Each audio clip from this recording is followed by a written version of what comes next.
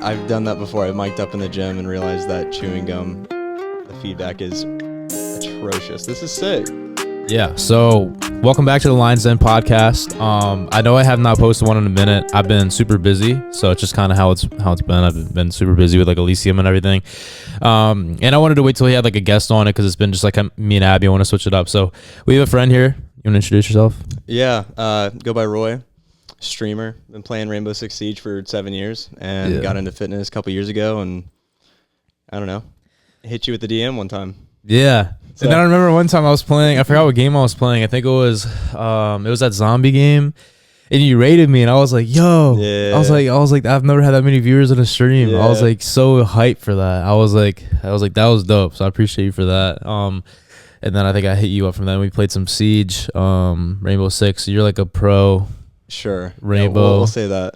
Yeah. Well, you're like in that well, you were. Are you still like in the competitive scene or? Yeah, I mean, like I play for an organization and stuff, but mainly as a content creator. Like when I first started the whole YouTube thing, it was to be the best because at the time on console, being in that like 0.02% of the community was like that was betrothed. You know, you wanted to be up there, but then I mean, it turned into funny moments and just having fun time with friends. Yeah. So. You said you lived in a content house, right? Mm-hmm. For a minute. So what was that, your gaming org? Yeah. So the org I play for, Space Station, they fronted the cost of this mansion in Vegas, and they sent out 4 of us to go live together, make some content as a group effort. It ended up being like the dream for like 3 months, but then everyone kind of started pursuing their own individual brands instead of the collective, and so it's ultimately like why we all kind of went our separate ways. But it was sick for a time, I'll say that. Is it Vegas? Vegas, yeah. Vegas, it was crazy cool. Though, because like I was the oldest one, so I was probably 21 at the time, and all these guys were like 18, 19. Oh. So nobody could gamble or do really anything like you would in Vegas. Do in Vegas. Yeah. Exactly. So we were there, and it was also peak COVID, so everything was like shut down. Oh, damn. Yeah. Unfortunate timing. Yeah, that must have been fun though. Still, regardless. Yeah. Oh, 100%. We felt like we made it, bro. Like this is the dream. This is what everyone. You know, it wasn't like a phase house or anything like that, but it was still like it was our thing. So was it all? It was all Rainbow Six. All Rainbow Six. That's so crazy to me. I know. So how big is the community in Rainbow Six? I mean, compared to like COD. I don't know what the numbers are for COD. I know that we just passed like 85 million players, but as far as how many of those are actually active, I couldn't tell you. Yeah, because I know it's been out since what, like 2016, 17? Yeah, 7 years, whatever that is, that math, 2015, I guess, December. That's crazy. So I feel like it's on its last legs, but there's still like a good community for like people like myself to still like have the job, have fun. Like we still get our content and stuff, so. Damn. So yeah, that's so crazy to me, like how people like us can make a living in something that like is like was a hobby. Like, you know, gaming was like a hobby for a lot of people. The gym's a hobby for a lot of people, but like if you like dive into it, you're able to like actually make like a solid living from it. And like that's pretty lit. Be like your own boss and like do your own content. Like that's like, I don't know, I feel like that's like making it in my eyes, is being able to like, you know, to have that as a job. It's just the hard part is just sustaining it. You know what I mean? 100%. Which is stressful because, well, you've been in your industry how many years? I guess this is 6 years now that I've been doing this. Damn. I know. So it's like, it's a long time, but I mean, like you said, so it started out as a hobby because I was in college at the time. I started when I was a freshman at A&M. And so I was getting my degree in economics.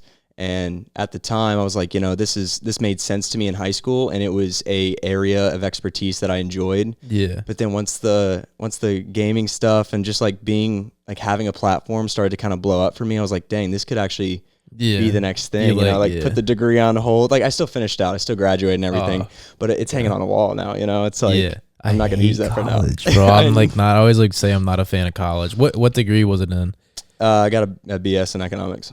See, like it's BS, bro. yeah, honestly, yeah. Like I feel like if you're going to college for like something out of a STEM field, like what is it, science, tech, engineering, math, then I feel like it's not like there's no, or doctors, like it's not like you could spend your money better elsewhere. Sure. So yeah. No, I agree. I think so. Like I did economics and then I did, you know, business minor and stuff, and I think that from a business standpoint, the stuff that I've done from YouTube, streaming, negotiating with companies, the sponsorship stuff has been more valuable than the stuff I was learning in the classroom.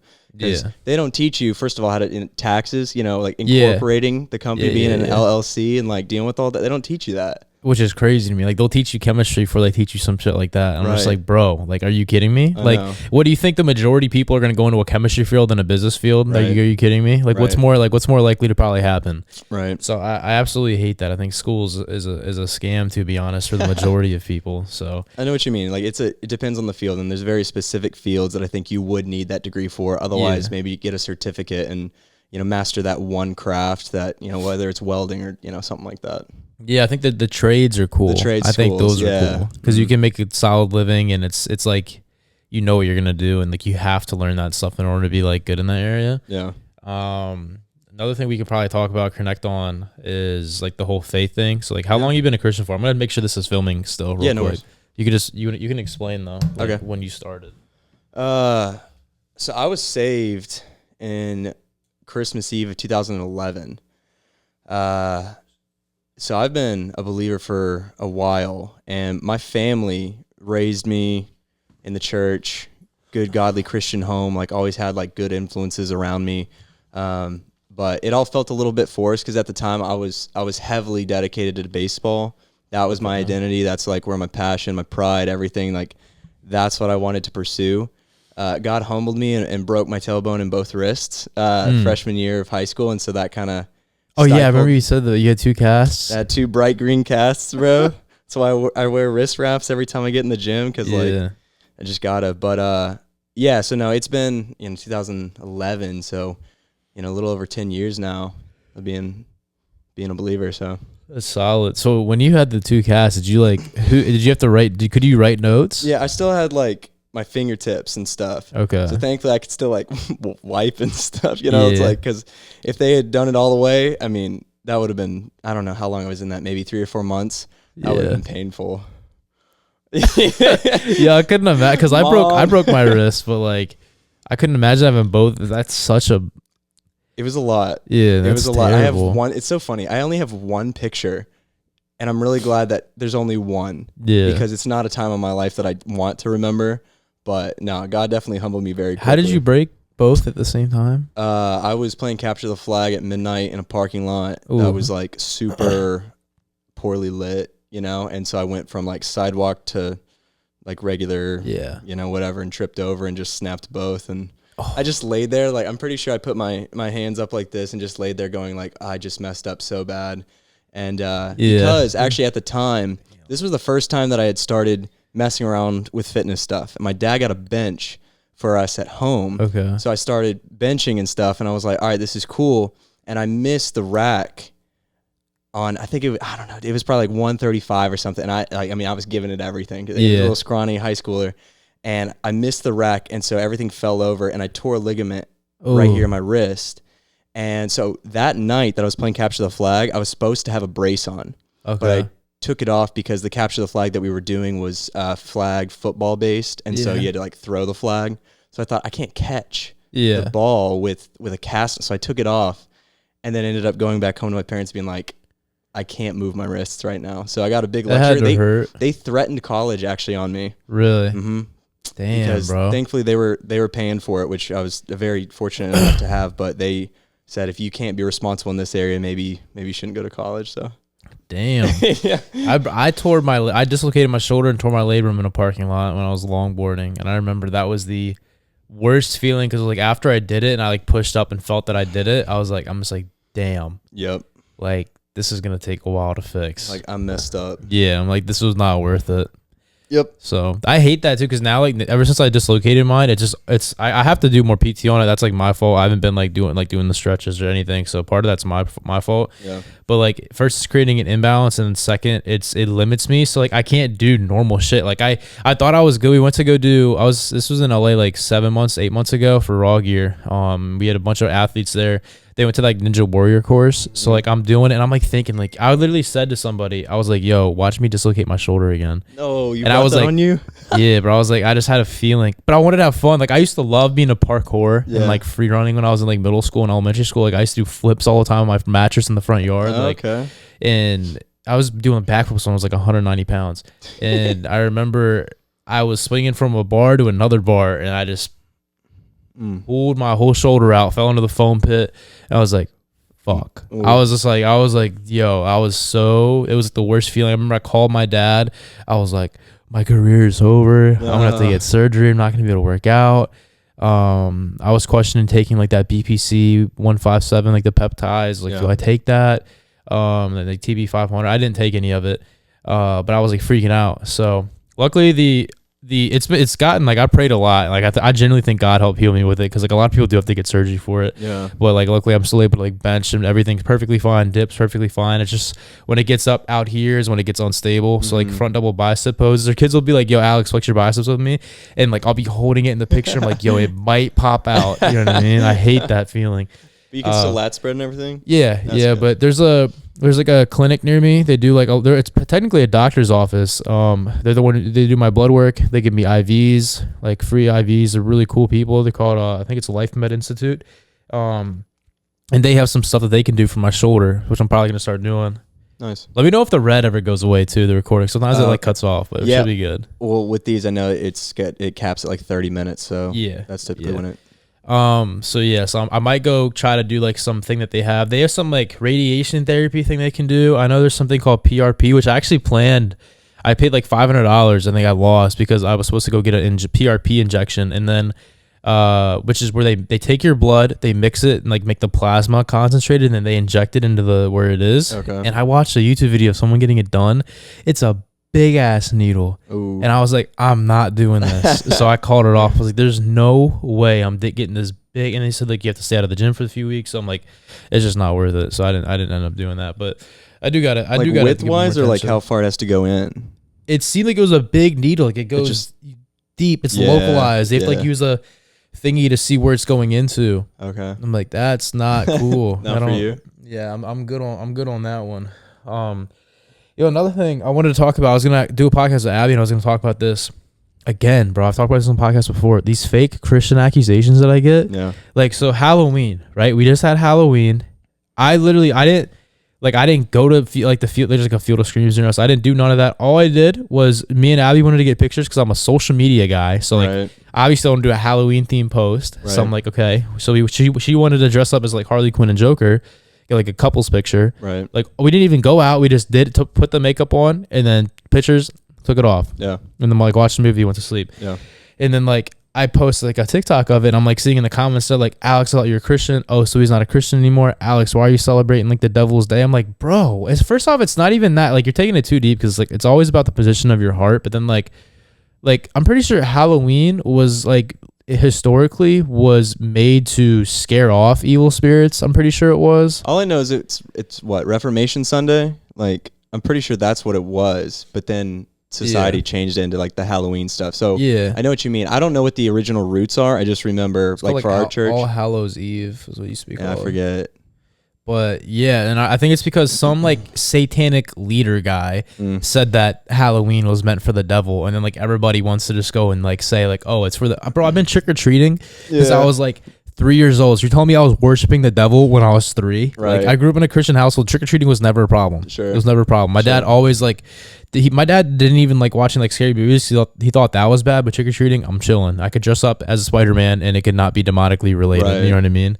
So my church call it like what, fall festival or something like that. Yeah, you know, give it a cute little name. My whole little church, like my whole church, everybody dressed up for Halloween. Like everybody came on the last Sunday service. I didn't go. I saw on their Instagram that they all had like costumes on. I'm like, I was arguing with people in my DMs. I hate that I have to do that, but like to me, like it's like I said before, when people call me a fake natty, I don't care. Like that doesn't offend me. But when you call me a fake Christian, I'm like, okay, I gotta defend myself now. Sure. It's like those times I'll be sending voice messages. I was like with Abby, just some random ass kids in my DMs, like explaining them. I'm like, bro, like this is an issue with Christians too. Like I get so much criticism from them, and they're supposed to help build me up and support me. They never hit me up to say like, Alex, you're doing a good job, thank you for like being open about your faith with all these millions of followers. It's always just negativity. I'm like, maybe I would take some of the negative feedback if you gave me positive reinforcement, but you never give me positive reinforcement when I'm doing something good. Right. Instead you just try to hit me up only when you think that I'm doing something is wrong. And I'm like, I guarantee you, if your life was put on the same platform as mine, I could probably also pick it apart. Right.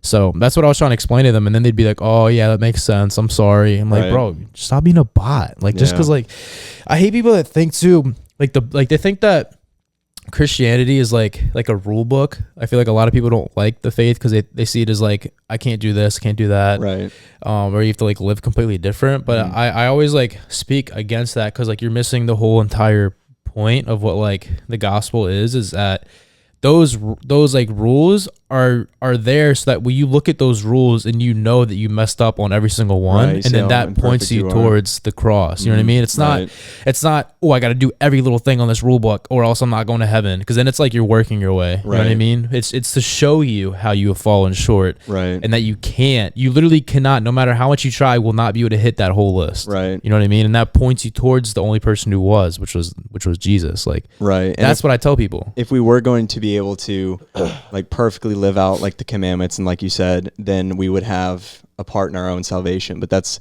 the whole reason it's called a gift, is that it was unmerited. It was something that we didn't deserve in the first place because there was nothing that we did to contribute to that, right? Like God's love was unconditional, and that's why we have the faith. That's why we get to be saved. It's not because like, oh, thank goodness I haven't lied today. Like if we're being honest with ourselves, like most of us are breaking the 10 commandments like every single day. But like you said, it's not okay, I have to be perfect because like that's what Christ was, and now we get to live through him who lived that life for us. So and then when I defend this, and then I want to touch on this more, is that I say this and they're like, oh well, you're just using God's like mercy and grace as like an excuse to keep sinning. And I'm like, no, that's not what it is. Like, oh, like, there's times where like maybe I've like taken advantage of that 100%. But the thing is, once you learn to try to like love God, you learn to love what he loves, and you learn to kind of hate what he hates. And through that is when you have like the change of heart and the repentance, and this just out of that love you start doing those things less. So it's not like you take advantage of it, like I can keep sinning, I can keep cursing, I can keep like, doing all this stuff knowing that God's gonna forgive me for it, because he will. But like if you have a genuine change of heart, which God only knows if you do, like you won't be like taking, you know what I'm saying? 100%. Like you'll slowly be changing naturally and subconsciously you'll be doing those things less as you get closer to God. Yeah, like Christians, like we're not going to stop sinning, right? Like we're still fallen. We're that's no longer going to just stop being the case. But like you said, it's not this insurance plan. It's this new change of heart that shows like, okay, I want to look more like Christ. I want to live as like wholesomely, as righteously as possible, because like that's how Christ lived, and I want to imitate that. And so it's like that old self is starting to die away, those old passions, lusts, selfishness, everything becomes less and less, and you become to look more like Christ. There's that one verse where it says like I forgot exactly the wording of it. It's in the New Testament, where it says like the more you walk in the Spirit, the more you lose the desires of the flesh. It's like you feed the Spirit, you're gonna lose the desires of the flesh. So which is true, because I can always tell in every part of my life, the more that I was feeding my spirit, and the way you feed the Spirit is either through like prayer, through like worship, through like in the Word, going to church. Like when you're feeding your spirit, you will just automatically be stronger against like the desires of your flesh, versus when you are not feeding your spirit and you're a little weak in it. You know what I mean? Maybe you're away from the Word for a minute, which I've had multiple times. I still go through the same things where I'll go through phases like that, and I can tell that I'm more worldly, or I'm more focused on things that I shouldn't be. And then the thing is, God always picks me up though and brings me kind of back into it. Like I always go through cycles. I feel like some of the times where, like because online I try to, make sure I show people about God, but there are some times behind the scenes where I definitely like fall away in my connection with him. Especially when I get really busy, which has happened like more recently. But I can always tell you, like, he kind of humbles me and kind of brings me back into it to remember what actually truly is like important, what I actually really need to focus on, which is like him and the things that will, give him glory instead of like my own. So I always like try to like understand that. And like one of the things that helps me is like understand, like, as God gives, he can also take. So I always like remember that, like, my platform and everything that I have, all the money, or the cars, all that stuff, is because God has allowed me to have it. And I remember, like, I read this book called Think and Grow Rich. There's a movie they made on it called The Secret. A lot of people, like, you don't believe in like manifestation. Like, I don't believe in that. Like, okay, because I think it's evil, low key. Describe. You ever heard of it? Manifestation? No. So a lot of like people who are trying to be like self-help, or a lot of these, that kind of book was kind of about it, meaning like you think and speak into existence the things that you want. So I want to be a millionaire. And then like you repeat it every single day, and like, you know what I mean? And then like your subconscious mind will open you up to ideas that allow you to hit it. So that's like what the book was. But like, so I think manifestation is like making yourself your own God. So therefore it's not, good or like holy. But I think what I like to do is I try to I took a lot from that book in the sense of, really trying to keep a positive mindset to keep me open to hitting those the goals that I wanted to hit, but only if it was in God's will. So that's why I try to end prayers with if it's in your will, let this be granted. If I want to get this car really bad, if it's in your will, or this house really bad, if it's in your will, please let me do the things that I need to do to get to that point to where I can afford it. Right. But if that isn't in your plan for me, in your will, then give me the peace of mind to be okay with that. That's it's holding those things loosely instead of just firmly grasping them, thinking this has to happen in order for me to be happy, to have that, that joy that I want. Because ultimately, that joy and peace that we are pursuing, that void that we have in the pit of our stomach for the desire of satisfaction, is going to be filled with that relationship with Christ and not with those things. And that's not to say that those things aren't fine to have. 100% pursue the house, pursue the awesome cars and everything. Anything that's obviously you don't want it to take away from your pursuit and your relationship with Christ, but none of those things are inherently evil. And kind of going back to the start of the conversation of Christians kind of calling out other Christians about little things that they see as inconsistent and hypocritical.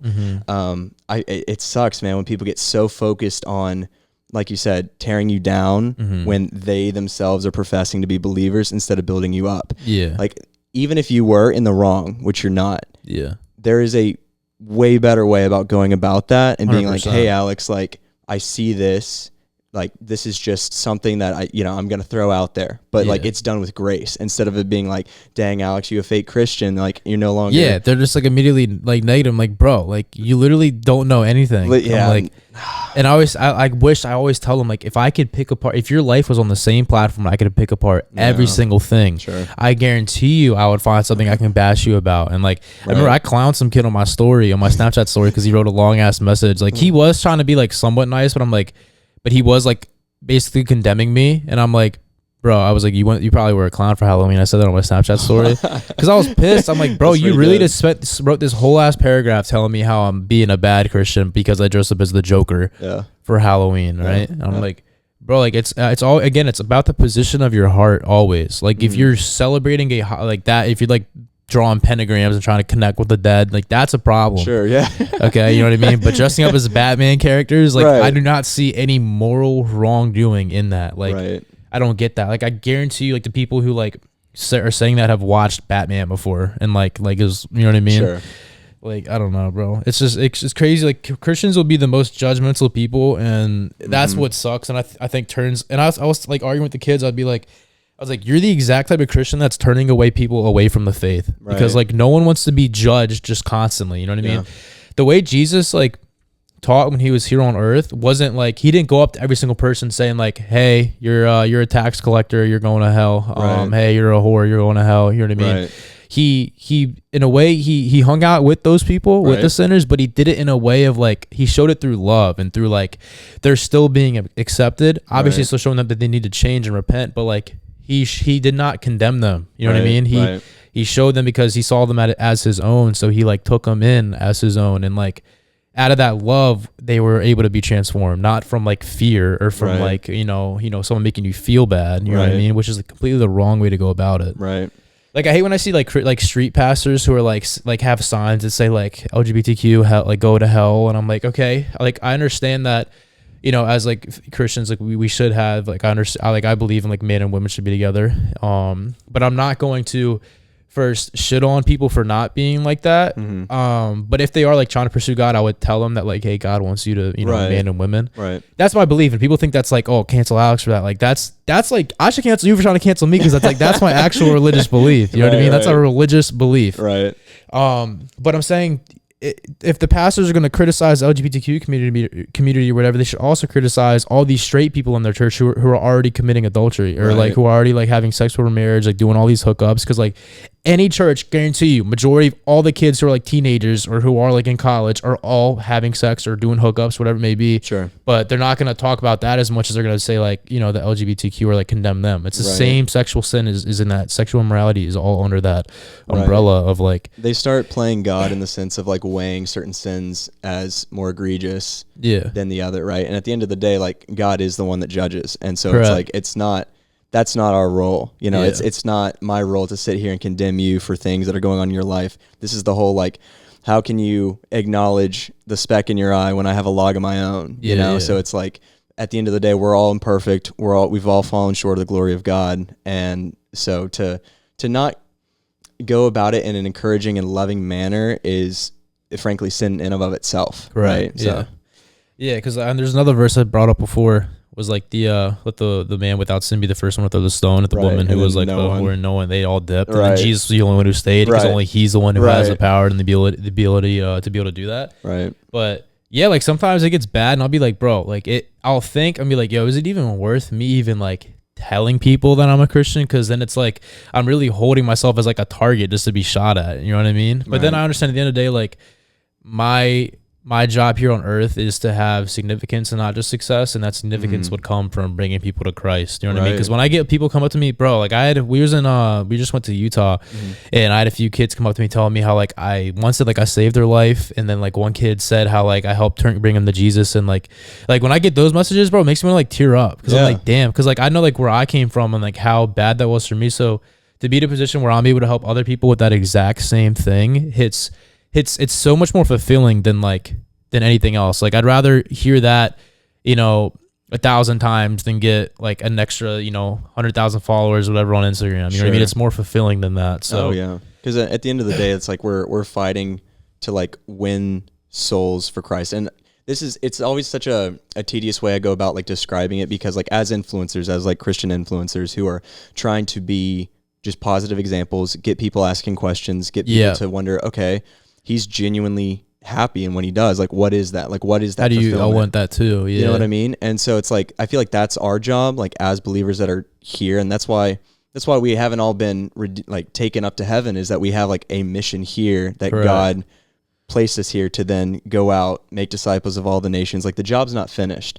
And so I think with, the job like yourself, if you're able to, if God is able to open the heart of one person that ends up becoming a believer, I feel like that makes it all worth it. Yeah, it's a life mission accomplished. Souls, man. Yeah, so everybody rejoices in heaven over one, person coming to Christ. But yeah, dude. And I feel like too, like sometimes I'll get like hit by Christians. They'll like tell me that maybe I'm not doing enough, or like, yo, like you should talk about it more. And I'm like, I can't force it down their throats. But the thing is, for people know me as like that Christian fitness influencer. You know what I mean? So that itself has brought a lot of people to support me on a deeper level. But also it's like maybe somebody follows me or watches me just for like my fitness content, and they see me talking about it here and there, because I will put videos here and there of me talking about it, like my life story videos, my pin video on my YouTube, and they'll watch that, and then maybe from them follow me because of fitness, they'll see the faith and then they'll become a follower of the faith. So it's like, again, like planting seeds.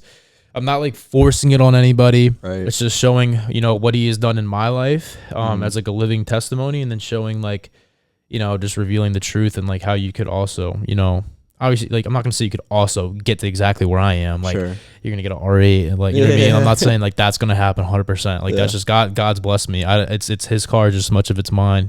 So. But yeah, that's not even what's important. It's just like having like the love, the joy, and the peace of mind that you get from like following Christ. It's like the best gift that you can get, like the fruit of the Spirit. For a while, at the end of my streams, I did like a gospel hour. And so I'd play Siege for, 2-3 hours. And then I'd be like, all right, so we're going to enter into this portion where I'm just going to tell you guys like things I've been reading, things that I heard like this Sunday that just like mean a lot to me, with the exact same kind of gracious approach of, I don't want to shove this down your throat, because like, again, so many, Christians give Christianity a bad rep by just immediately going to the condemning, like you need having what you do, or it's like you need Jesus, which you do. But again, there's just a loving way to go about it. And so I started just kind of sharing my faith, sharing my testimony, showing like who I am. And for a while, it was fantastic feedback. People were like really responding to it, and they appreciated just like how open I was about it.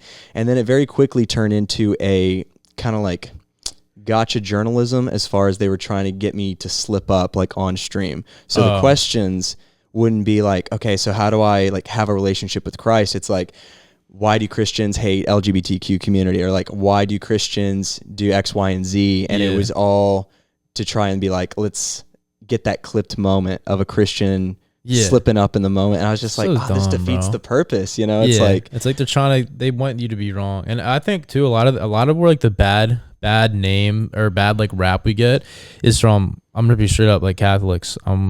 Catholicism has been like so corrupt over the last few generations, and like I remember I used to be big into apologetics, and I would like read into like what the Catholic Church would say versus what like the Bible says and like what the Christians will believe in, and there is like differences, like like pretty big differences, right? And I feel like a lot of this, like I saw some guy making TikToks talking about how there's more like perversion and like sexual issues in the he would say Christian church than the LGBTQ community, and I'm like, okay, you're talking about like he, and like all the sources he was giving was from like Catholics. All of it was like Catholic churches. It was like these Catholic priests, like these like they call them like fathers or whatever. And I'm like, bro, you can't even say that's Christians because Catholics are Christian, but Christians aren't Catholic. Like it's complete. Like I don't identify, and I don't like identifying with a specific church because at the end of the day, like my thing is like, you follow Christ. I don't feel like I need to have a denomination or a name on it. You know what I mean? Follow Christ. I believe in like communion. I believe in like the Trinity. I believe in what the Word says and what it has revealed to me, like what the Spirit has revealed to me. And I believe that's all I need. I don't believe I need to confine myself to a church and what they exactly believe, and I have to like go and speak in tongues, or if I don't know how to speak in tongues or prophesize, then I'm not a true Christian. Like some Christian denominations believe that. Like I feel like we shouldn't get so caught up on like things like that, and we should just learn to follow God. Don't follow the church. Like I'm not saying don't follow the church because the church can help guide you, but for me, like there can be corruption in a lot of these churches, and in like one of my favorite pastors, actually, favorite pastor for all time. Like literally, whenever people ask me, I said Jeremy Foster. He was in Hope City Church. It was in Houston, Texas. And he recently had an affair with his wife, and they wiped all his sermons off YouTube. And like, wow, I was like, damn, because like they had his dating series was my favorite series because like it helped me understand like what matters in relationships, and like his story with his wife was insane because they got divorced and got back together. Yeah. So to see that hurt, but then I understood like, see, I understand the reason why I was hurt is because I was putting too much like faith in the pastor and not in like with the actual, you know what I mean? The speaker, not the material. Yeah, because like again, we're all fallen. Even the people you think could not be like the pastors, like that are like of big churches, like they also can still be struggling with things. It's not like again the snap of a button, like or a click of, I can't speak. Snap of your fingers. Sure, like, I couldn't think of the word. You're like perfect. You know what I mean? People like miss the whole entire point of the gospel. It's that you're broken, you're undeserving. There's nothing you can do. There's nothing you can do to deserve it. God has given it to you freely, out of love, and you have the option out of love to either choose to receive it or to deny it. Because again, like true love, again, is not forcing it upon you. It's giving you a decision. You can't force somebody to love you. So God will never force you to love them, but He will reveal Himself to you, whether it's through this podcast, whether it's through something, and He will give you that opportunity to follow Him. And if you don't, that is on you. You have your own free will. But if you choose to, as I always say, it's completely worth it, and it's better than any other thing I've ever experienced. No, absolutely. I think 2 points. Like first on the topic of church. So I go to a non-denominational Bible church simply because the pastor. So we're going through Genesis right now. We go verse by verse. Like we're not leaving anything out, and that's what I want. It's like I want a pastor that is going to take the Bible at its whole. Like to your point, Catholicism they kind of skip around, especially when it comes to like how to be saved, and they sniff some parts out that don't want to apply to them, right? And so that's why I found like the community aspect in a non-denominational Bible church that was like we're gonna take every word from the Bible and study it and try and figure out like what its original context was, how we can apply it to our lives.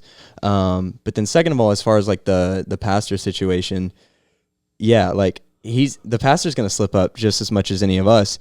Yeah. The Bible does say that the pastor or people that are teaching should be held to a higher, a higher responsibility, just because like they're the ones that are shepherding his flock, right? Correct. Yeah. And so, but that again, that doesn't make him perfect, and so that's unfortunate that they removed all of his material because of that affair. Because the message is still true. Oh yeah. Although the messenger is flawed and he messed up, the message is still like biblically correct and true. All the heroes of the Bible were some of the worst people. Yeah, and that's true. That's what so we're going through the Old Testament right now, and it's been so enlightening to see the stories of like someone like Jacob, who so many of my friends are like named after Jacob, like remember in the Bible. Bro was a terrible person, and God used his life, his testimony, and so to me, when I read that, I'm like, oh my gosh, wait, I thought all these people were like great. We're perfect. You know what I mean? Yeah, like that was we're the holy. eyes, because it's a big name in the Bible. You just naturally assume like, oh, that's why God picked them. And it's like, no, like God worked through them in their imperfection. To show to show how gloriful he is in the fact that he can completely change people. Like Absolutely. The same thing with like Paul wrote the majority of the New Testament, and he was straight up killing Christians, like straight up just like stoning them, speaking heavily against them, and then that's historically like a true fact. The fact that he did that, and then something happened to where he completely did a 180 and wrote the majority of the New Testament. Like my favorite books in the Bible, like preaching for Jesus, like that itself is like a historically correct thing, because like scripture is like, it's like a history book. It's like actually like, it's not like someone just wrote some random thing. It's like that itself to me is like, he had to have seen something to make him actually do that big of a change. And I believe he saw Jesus. That's what it says in the Bible. Right. But yeah, I always try to like tell people like there's so much evidence, and like if you actually open yourself up to people, just like close themselves off to it. Yeah, they're like, oh, the Bible's fake. It was written by. They hear like a few things like, oh, it was written by people. It's fake. It's not written by God. You know what I mean? Right. But they're so dumb, and they're so like the NPCs, and they don't want to open up their mind to it. Like, bro, I swear, if you would just like go in with an open mind, you know what I mean? Don't go in closed-minded. Just go in with an open mind, understanding, look at the Bible not as like the Bible, but look at it as, like I said, like a collection of letters and documents. This is a historical event. Right. The resurrection of Jesus being a historical event. Because if Jesus didn't rise from the dead, then we're all dead in our sins. So if nobody saw Jesus after he was on the cross, then it's fake. Right. Everything's fake. Right. If people saw him, and then there was accounts of people seeing him after he died on the cross. Right. Obviously he came back to life, and obviously that means he is who he said he was. Right. And the fact that like all Christianity blew up after the death or the resurrection on the cross is like proof to me that people were becoming martyrs, knowing that so if I saw the risen Christ, I would be a martyr for sure. Because I would know that it was 100% true, and I wasn't like following something fake. Yeah. But if I saw him die on the cross as a disciple and never come back, I would not be a martyr. I would hide. I would run into hiding, and I'd be like, yo, who's this Jesus guy? I don't know. Right. You know what I mean? It's all a sham. But the thing is, it blew up to be one of the biggest religions after the death on the cross, because if it was fake, I believe it would have ended at the cross. Because there was multiple other people trying to be the Messiah, and like, but they all died, and they didn't come back to life, so no one followed them. Muhammad didn't come back. Yeah. It's facts, bro. Don't get me started on that stuff. Yeah. I respect the Muslim brothers, but I don't. There's a lot in there. Yeah, it is, and that's one thing I wish I was better at, because, like you said, it's having that open-mindedness is so important, and then also like the one thing it's hard to tell unbelievers is that it takes God opening up your heart and eyes to be able to understand, because the Bible says that like unbelievers will not understand his word and they won't want to. And so, to your point earlier, as far as, sometimes we like as Christians can get caught in the highs and lows, right? Like you're really close to Christ. It feels like you're just on fire for the Lord. And then like, you stop going to church, stop reading his word, all that kind of stuff. But then you have that conviction because of the Holy Spirit that's been given to us that draws you back. And that's the assurance of salvation that we have. It's like an unbeliever wouldn't have that. If you were an unbeliever and you weren't truly saved, you wouldn't have that conviction in your heart that I'm messing up. Like, what am I doing? Refocus. Like, this is not what's important. Yeah. This is my life now. Like, this is who I'm supposed to be. And so, anyway. Yeah, I want to get more in apologetics, so I can. Like, I think you could do it. Especially you studied it, like you looked into all that. I did. There was a minute where like I was not watching any YouTube videos other than debates and apologetics and like sources for that. If you guys have any questions and you want to learn about it, because that helped like solid my like make my faith like legit. Yeah. Because I always like believed in it, but I was always like iffy. Sure. I was like I had doubts. I'm a very logical person, so after like doing all that, I came to the conclusion like, yo, there's hella evidence for this, and like I want to be on the side of the fence where like I believe in it rather than not believe in it. It takes the amount of evidence there is, it takes just as much faith to not believe it as it does to believe it. So I'd rather believe it. Yeah. So Frank Turek, which is a cross-examined YouTube channel, he is really good. He speaks at colleges. He does he debates atheists.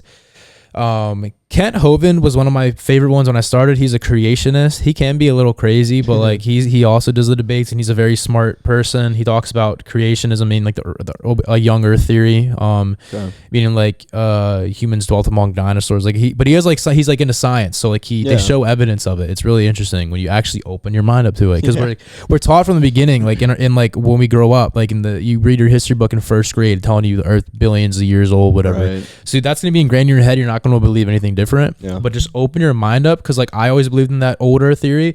After listening to Kent Hovind quite a bit and like diving my own research, like I can believe in I'd believe in a young Earth theory, low key, like because that's what the Bible says, and like it was really, you have to like look into what he says. And another one which I liked a lot was very logical, smartest person I ever listened to, Ravi Zacharias. He just obviously had, again, like I don't know if it's true or not. I don't know if it was like the devil trying to like discredit his work, or like because he was Muslims were heavily against him and stuff. I don't know if it was something like that, because like apparently they said he did like some sexual assault case against like his massage people. Gotcha. But regardless, the messages he spoke, like his speeches were so spot on, like very logical. If you have any doubts against the faith of why Christianity is one true world religion, he has some amazing speeches that like really clicked and made me like, this makes so much sense. And that's awesome. He would even meet with like famous Muslims and like respectfully talk to them, and like it was really like, I love people like that. Apologia Studio is also a good YouTube channel. I used to love this because like to me, like I loved like proving people like wrong in a sense. Like I don't know if that's like my ego, but like I loved like when I do like when I would do the Bible studies in the Discord, join the Discord if you haven't already. And we would have like Muslims join or atheists join, just trying to mess it up and like say like, oh, this is wrong, and then I'd be like, okay, like this is my time. Here we go. Gloves coming off. And then I'll get into it and I'll be like, okay, you believe Jesus, because like Muslims believe that Jesus died or they believe he didn't die on the cross. I believe they believe he was like risen to heaven, or something like that. You're probably gonna know more than I am. This is the part where I'm weak. You don't know about it? Is because like as far as understanding every religion and what they specifically believe, I don't, because I haven't looked into it, and so you would probably know more than I would. Or no, I think I can't remember, because I used to be into it so much, and I used to like know exactly what points to talk about to like prove them wrong. Yeah, but I'm pretty sure the Muslims don't believe he died on a cross, but every historical document says that the crucifixion was like the way that he went. Yeah, you know what I mean. So I'm like unbiased, non-religious sources saying that. So if you find one thing in their word wrong, how can you believe the rest of it? Sure. I don't believe there's anything in the Bible you can prove completely wrong. Yeah. So, yeah. That was good, though. That was solid. Absolutely. That was a solid one. So, that's it. Make sure you guys like, comment, subscribe. This is going to be on Spotify and YouTube. So, I'm going to upload that today. We're going to go get some, Black Friday drop for Elysium. We have shorts, new hoodies, joggers, new t-shirts, biggest drop of all time. So, I'll probably do like a 15% discount. Generous. My margins aren't crazy in the U.S. because we're not doing overseas yet. So, I can't afford. That just means U.S. labor. You know, you're supporting hard-earned bucks. Yeah. So 15% off is probably what we'll do, Max. Okay. And then so we got to go do a photo shoot for that. So we're gonna go to DC today. So, all right, love you guys. God bless.